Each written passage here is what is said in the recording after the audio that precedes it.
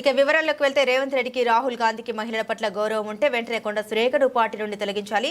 సమంత మీద అనరాని మాటలు అని నేను ఏం మాట్లాడానో తెలియదు అంటే సరిపోద్దా?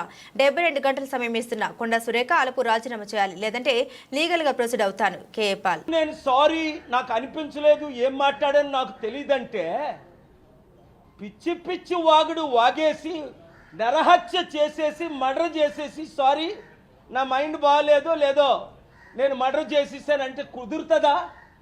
ఇప్పుడు సమంతకి ఎంత హ్యూమిలియేషన్, సమంతకి ఎంత డిస్ట్రెస్. ఇదే అమెరికాలో అయితే 8,000 కోట్లు $1 బిలియన్ చిన్న యాక్సిడెంట్ జరిగితే $1 బిలియన్ జడ్జిమెంట్స్ ఉన్నాయి. లీగల్ ప్రాసిక్యూషన్ అంటే క్రిమినల్ ప్రాసిక్యూషన్, డిఫమేషన్ ఇవన్నీ ప్రిపేర్ చేశాను ఆల్రెడీ.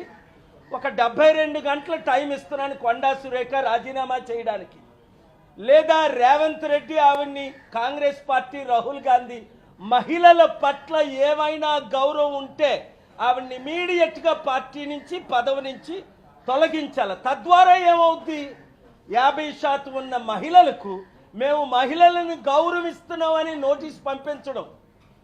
మీకు చిత్తశుద్ధి బయట లేకపోయినా ఉన్నట్టేనా వ్యవహరించండి.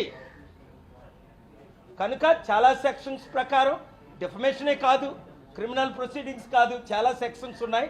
అవన్నీ నేను తర్వాత మాట్లాడతాను. 72 గంటల్లో కొండా సురేఖ రాజీనామా చేయాలి.